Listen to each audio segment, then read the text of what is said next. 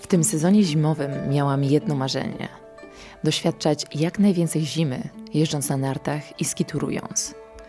Niestety, tegoroczna zima w Beskidach okazała się najgorszą zimą stulecia. Nigdy wcześniej nie było aż tak mało śniegu. I nie chodzi tylko o Beskidy, ale również o Tatry i wszystkie inne górskie regiony w Polsce. W obliczu tej smutnej rzeczywistości zaczęliśmy szukać zimy gdzie indziej. Śledziliśmy, gdzie spada śnieg i jak najłatwiej się tam dostać. W ten sposób trafiliśmy na ofertę wyjazdu do Gruzji, organizowanego przez ekipę Freeride Academy z Kościeliska. Byłam już wcześniej w Gruzji, ale dla Nikolasa była to pierwsza wizyta. Wiedzieliśmy, że oprócz jazdy na nartach poświęcimy kilka dodatkowych dni na zwiedzanie. Gruzja to przecież nie tylko niesamowita kuchnia i legendarna gościnność, ale także mnóstwo unikatowych miejsc do odkrycia. Ale wróćmy do początku naszej wyprawy. Po wylądowaniu w Kutaisi czekała na nas marszrutka, którą jechaliśmy około 3 godzin, aż do ostatniej wsi, do której można było jeszcze dotrzeć samochodem. W tym momencie nasza ekscytacja sięgała zenitu. Padał gęsty śnieg, a wokół panowała prawdziwie zimowa aura.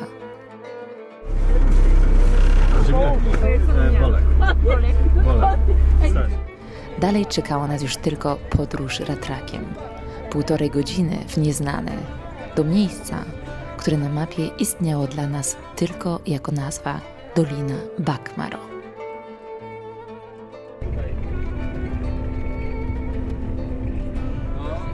Robiło się coraz ciemniej, a my, przemieszczając się wśród śnieżnych zasp, niewiele widzieliśmy. Czasem dostrzegaliśmy domy, niemal całkowicie przykryte białym puchem. Śniegu było tyle, że nigdy wcześniej nie widziałam takiej ilości tego białego szczęścia. W końcu dotarliśmy do celu. Klimatycznego, drewnianego domku, gdzie czekało na nas ciepłe powitanie gospodarzy i prawdziwa gruzińska supra.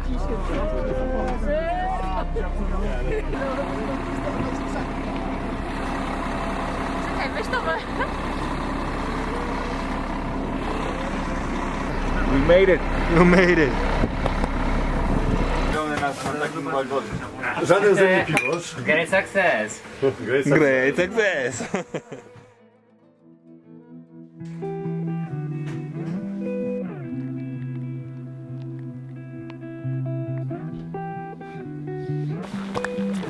Kochani, Gał Marczowa, czyli dzień dobry z Gruzji. Witamy się z Wami z pięknej Doliny Bakmaro, gdzie zima jest całkowicie w pełni. Wczoraj w nocy napadało 40 cm świeżego puchu, dzień wcześniej też dowaliło pół metra, także nigdy takiej zimy jeszcze praktycznie nie widziałam. U nas w Żywcu może takie zimy były 20 lat temu, ale to nie tak, żeby domy przykrywało, a popatrzcie jak nasz domek wygląda. Także przyjechaliśmy tutaj na tydzień, jesteśmy z ekipą Freeride Academy na ratrakach. I co? I będziemy w takim puszku jeździć przez cały tydzień. Czekajcie, bo tutaj chłopaki mnie przedrzeźniają. Przepraszam, nie mogłem się powstrzymać. Wow, ty też nagrywasz. Rośnie wam konkurencja, sorry. Ogólnie dziewczyny, które oglądacie ten kanał, trzeba jeździć z ekipą Freeride Academy, bo na wyjeździe jest 12 chłopaków na 2 dziewczyny, więc jeśli szukacie drugiej połówki, to takie wyjazdy są dobre. Nie, chłopaki? Proporcje nam się podobają, ale można je jeszcze poprawić. Pikantne historie wchodzą wieczorem.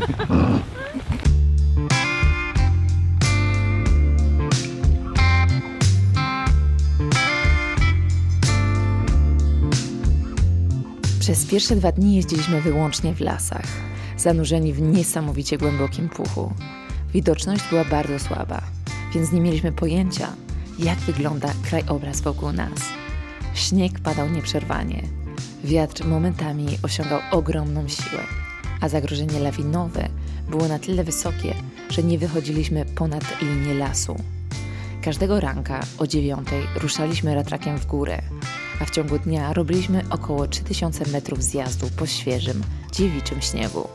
To było prawdziwe freeride'owe szaleństwo.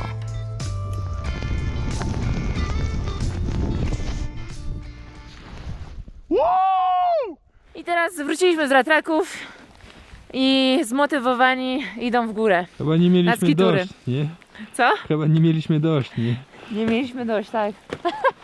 Także idziemy jeszcze na jeden zjazd. Ale mamy motywowane ludzi. Trzeba, podglądam i wiesz, I się uczysz. Misiek już tam ćwiczy rolę. Sami sportowcy. Bolek, My i banda z Weroli. to nie jara szlugu. Mamy Bo to naprawdę są sporty. dwie różne Mamo, ja biegi. naprawdę nie palę. Dokładnie.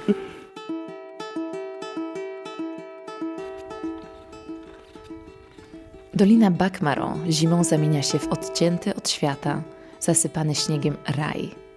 Przez kilka miesięcy jest praktycznie niedostępna dla zwykłych pojazdów.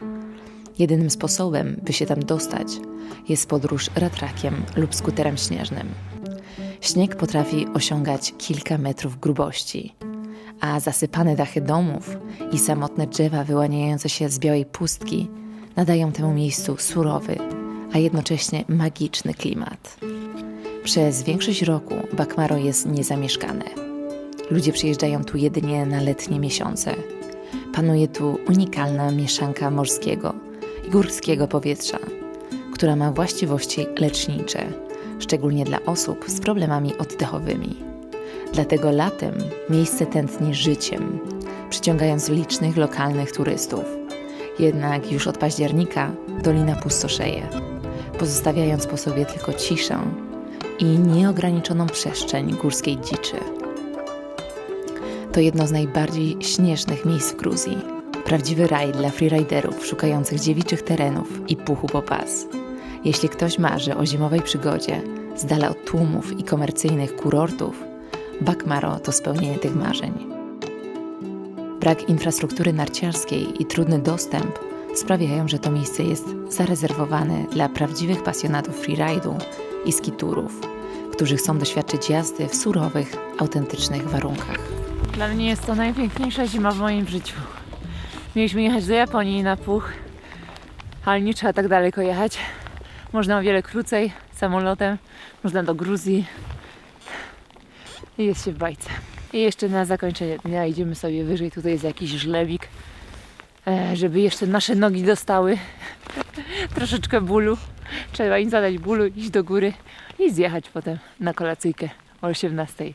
Mamy gruzińską suprę, przepyszne jedzenie, tutaj robione przez akurat państwo z Ukrainy, ale którzy mieszkają w Gruzji już od 25 lat, także przepyszne jedzonko. Czemu nie dasz rady? Muszę zapiąć. Dlaczego? Też nie mogę, nie wiem czemu. Też nie? Mam coś pod butem? Pokaż. Napięcie głównie chyba. A, tu. Masz. Zapięłam się, ale to jest trudno, bo widzisz, brodzimy w śniegu. Ciężko jest wyjść z tego śniegu. Masz otwarty, wiesz? Dalej. Wiem.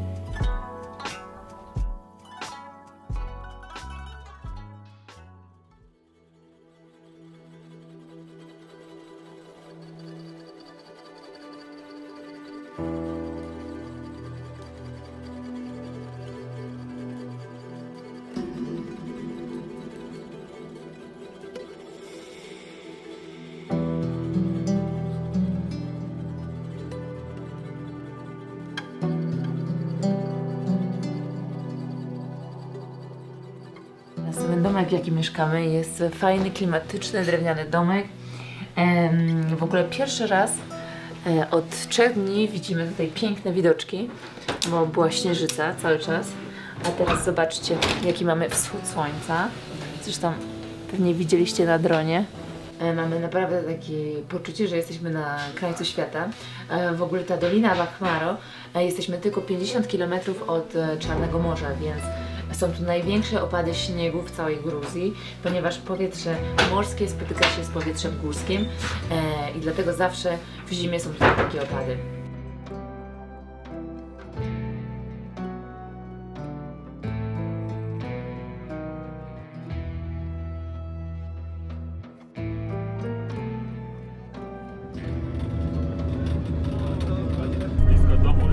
Oczywiście, że tak. Nie wiesz, gdzie kurwa taki chce być dzieckiem? Ciebie? Zaczynamy nasz kolejny dzień ratraków. Dzisiaj będziemy pewnie w Laskach i na górze, ale zaczynamy od Lasków, także jeździmy, jak tu widzicie, pomiędzy domami.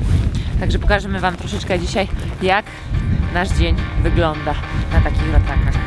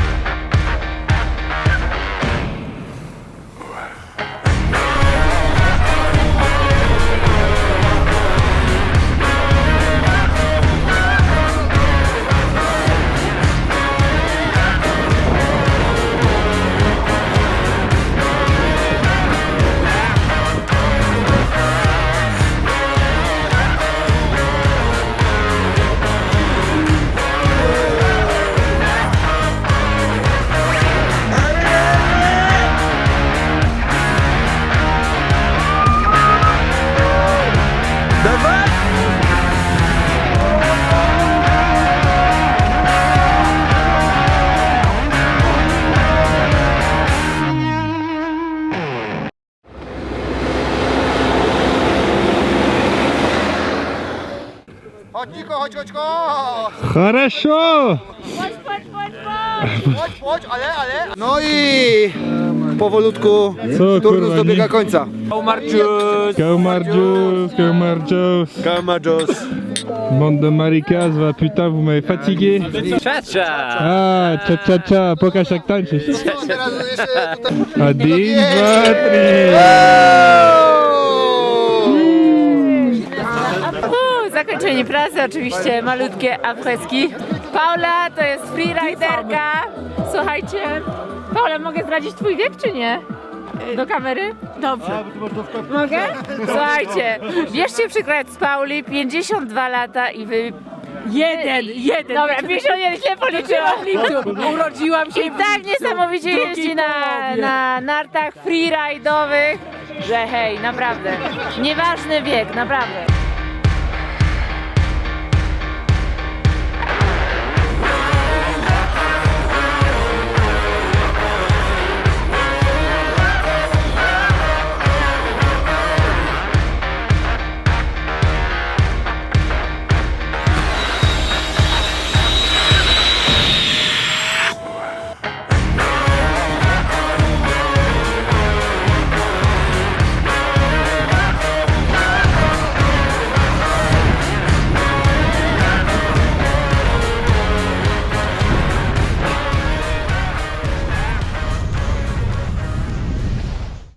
Cześć kochani, zaczynamy naszą drugą część dzisiejszego vloga. Także skończyliśmy już naszą przygodę w niezwykle zimowym Bakmaro. A teraz chcielibyśmy Wam pokazać bardziej, nie wiem, może taką tradycyjną Gruzję. Chcemy zobaczyć, jak tu jest, jakie tu są rzeczy kulinarne. Chcemy iść na jakieś lokalne targi. Słyszeliśmy o pchlich targach. Mamy tylko 3 dni, bo wypożyczyliśmy samochód na 3 dni za 222 euro. Także myślę, że spoko cenę, bo mamy samochód 4x4 i za te 3 dni mamy już samolot z Kutaisi do Katowic, więc jedziemy do Tbilisi i pokażemy Wam troszeczkę okolice Tbilisi i samą stolicę.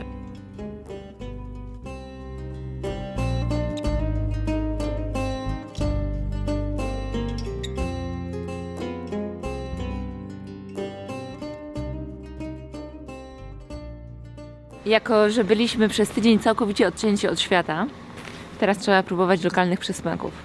pierwsze idę na sok z granata. Szczerze, wiele razy to już widziałam w wielu krajach, ale jeszcze chyba ani razu nie piłam takiego czystego soku z granata. Chodź, idziemy. Powiem Wam, że już tutaj przez tydzień troszeczkę tej kuchni gruzińskiej zjedliśmy.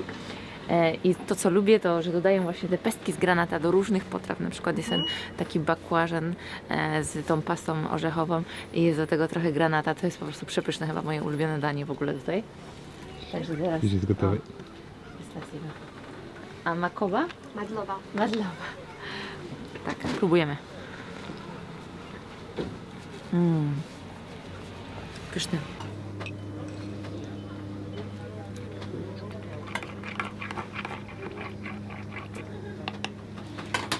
Sos jedwabny.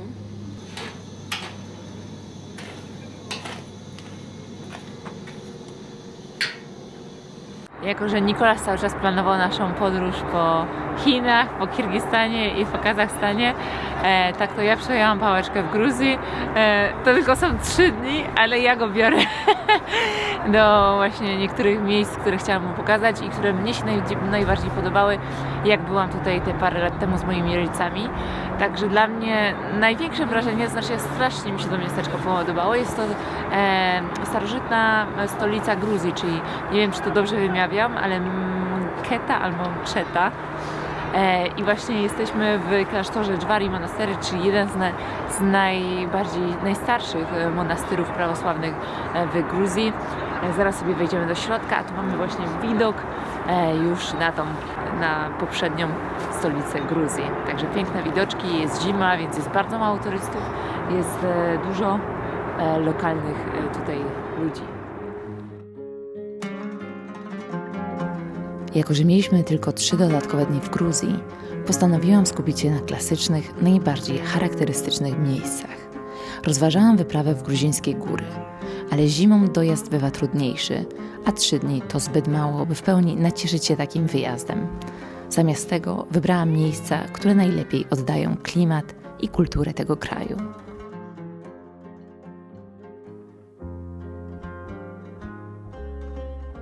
Wjeżdżamy już do Tbilisi. Mczeta była tylko w sumie 20 km od stolicy Gruzji, czyli Tbilisi, ale jest sobota wieczorem. W sobota wieczór i jest duży korek, więc w sumie 50 minut nam pokazuje Google Maps. I co, wzięliśmy sobie bardzo ładny hotelik w Tbilisi. Zaraz Wam pokażemy, jak tylko dojedziemy.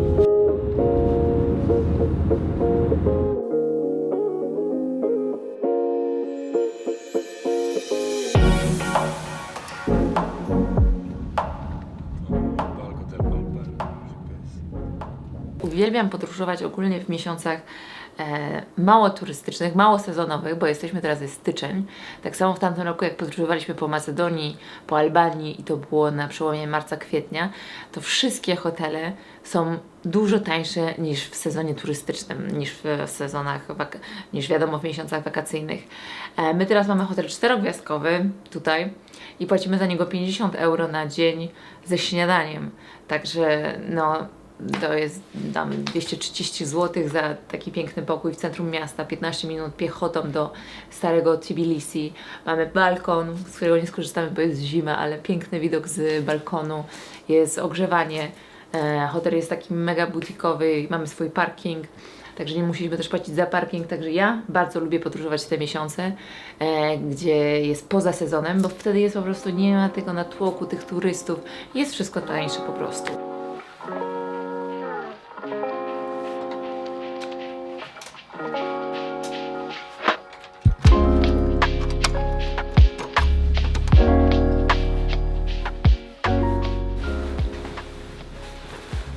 Fajny ten hotelik, naprawdę jest taki z klimatem.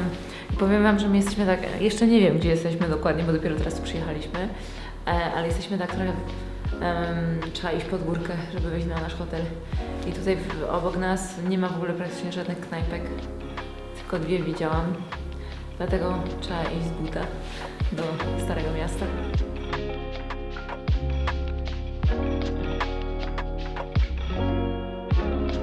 Tak na pierwszy rzut oka to bardzo swojsko w tym Tbilisi.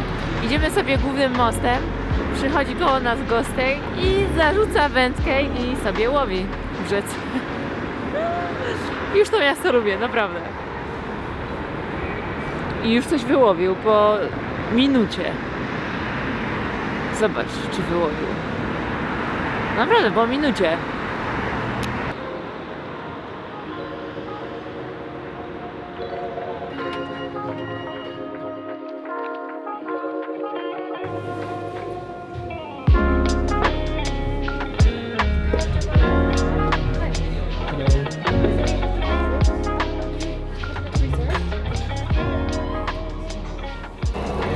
No, fajna restauracja, kochanie, wybrałaś. Widzisz? A jeszcze nie otrzymałeś nawet dani, a mówisz, że fajna. Super klimat. Skoro ja planuję podróż, to znaczy, że ja też wybieram dla niego dania, także mam... No, Wybieram co chcę. ja Nie tylko przejmuję się wybieram tobą. wino. Ty tylko wino, dobra.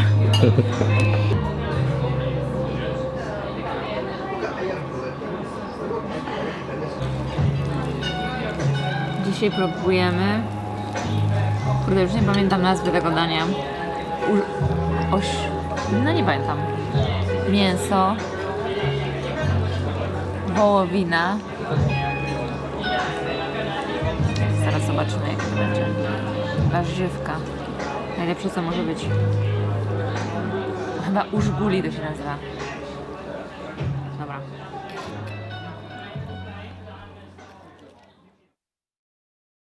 Kochani, dzisiaj zwiedzamy Tbilisi, czyli stolicę Gruzji. Także Wam pokażemy parę fajnych klatek, birolów. Trochę opowiemy Wam o stolicy.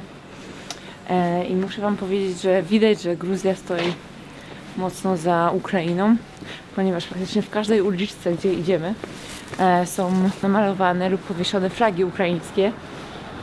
Różne są napisy na ścianach.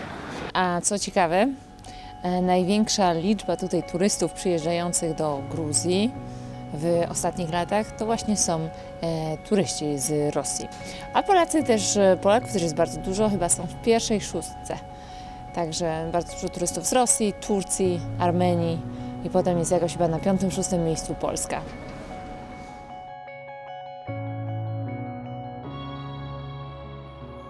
Tbilisi to miasto kontrastów, gdzie historia splata się z nowoczesnością, a eleganckie, odrestaurowane fasady sąsiadują z rozpadającymi się starymi budynkami, które wciąż opowiadają swoje historie. Spacerując po wąskich uliczkach Starego Miasta, można zobaczyć balkony misternie zdobione drewnianą koronką, których farba łuszczy się pod wpływem czasu, oraz kamienice, które zdają się ledwo trzymać w pionie, a jednak wciąż tętnią życiem. To miasto ma w sobie surowy urok. Jego obdrapane mury, krzywe zaułki i podniszczone podwórza są pełne charakteru i ducha minionych epok. W niektórych miejscach można odnieść wrażenie, że czas się zatrzymał, a jednocześnie nowoczesne kawiarnie, galerie sztuki i hipsterskie bary wplatają się w tę scenerię, tworząc unikatową atmosferę.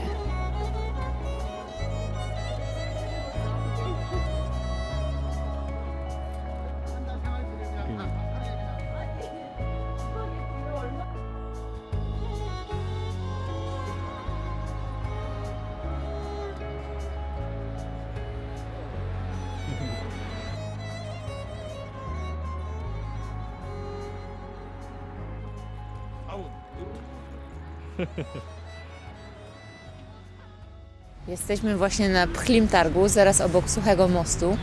Możecie tutaj kupić naprawdę bardzo, bardzo dużo staroci. Jest tutaj pełno straganów, także dużo rzeczy do wyboru. A mnie się najbardziej podobają, kurczę, piękne kieliszki do wina i szampana, ale ich chyba nie przewieziemy, Niko. A popatrzcie, tu są te piękne czarki do tureckiej kawy. Jakbyś ją umiał robić, to byśmy mogli kupić. Zrobisz mnie tutaj? No, ja mówię, jakbyś ty ją umiał robić. O, albo do szaszłyków te noże. Słuchajcie, kiedyś miałam taki akordeon, taki mini. Five lari. Tutaj możecie sobie kupić skarpetki albo ze stalinem, albo z kinkali. Po 5 lari, czyli... tu. Okej, tu 10 lari, okej. Pchli Targ koło Suchego Mostu w Tbilisi to prawdziwa skarbnica staroci i unikatowych przedmiotów z duszą.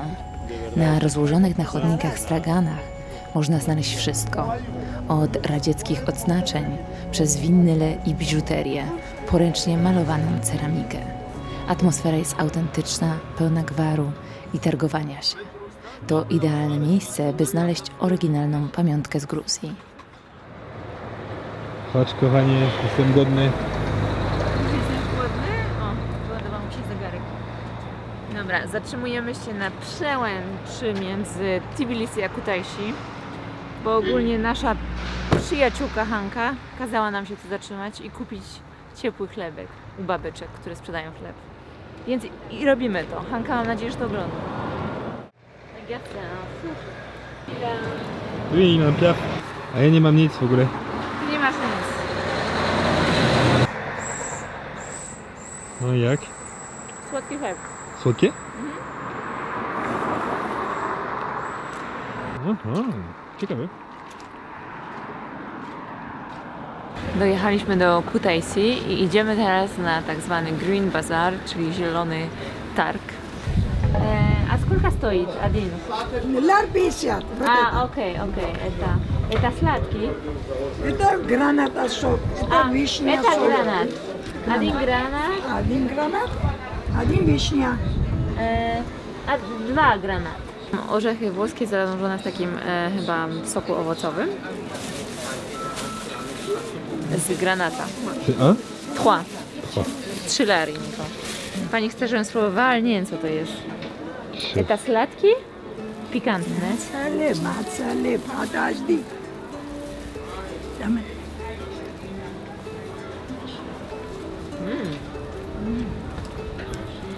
Nie znają. Пастела. Dobra, próbujemy ten gruziński Snickers.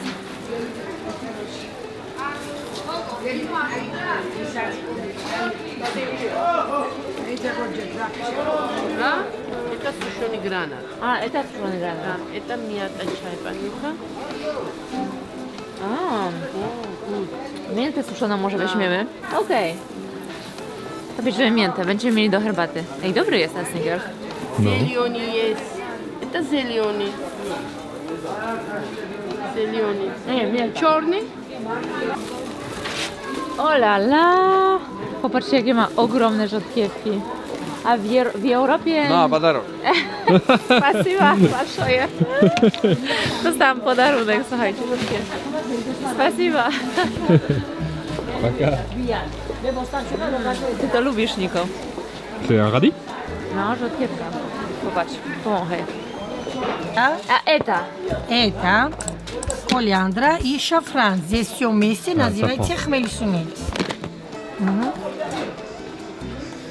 Так. I eta... Это микс для мяса. Это Окей. микс для курча. Okej. Это A шафран. eta? Это вот могу дать вот так. Хочешь? Haczyk. Хочешь? Хорошо. Ty mówisz po polsku? Trochę. Trochę? Jak? Do Anglii by pracował Polakami. Słyszysz? Ej, Niesamowite. czekaj, bo ja muszę powiedzieć. Ale pani jest z Gruzji, stąd. Da, Da? jestem ten. Mam selo Tak? tutaj niedaleko, 2 kilometry. 2 kilometry, no? To jest mój stąd. Super. Jest już laskowe i jest morskie. A, Laskowy, laskowy. laskowy. A to jest Jest laskowy. winogronowy sok, jest granatowy sok, malina sok, kiwi sok, czyli A to jeden laskowy. A widzieliś ten napis, Niko? To jest polski napis. A no nie wiedziałem. Ten niż Biedronce.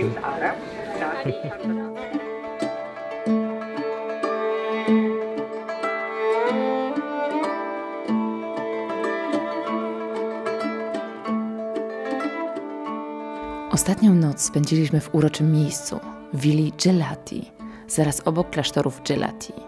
Nasza gospodyni, Nino, przed wylotem z Kutaisi postanowiła pokazać nam wyjątkowe miejsce. Powiedziała, że nie możemy opuścić Gruzji, nie odwiedzając tego klasztoru.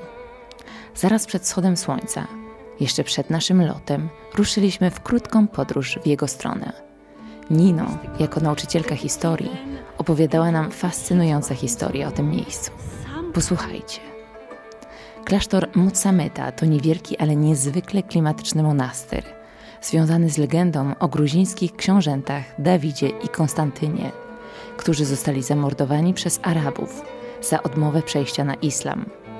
Ich relikwie spoczywają w klasztorze, a według miejscowej tradycji, jeśli przejdzie się na kolanach pod ich sarkofagiem i pomyśli życzenie, ma się ono spełnić.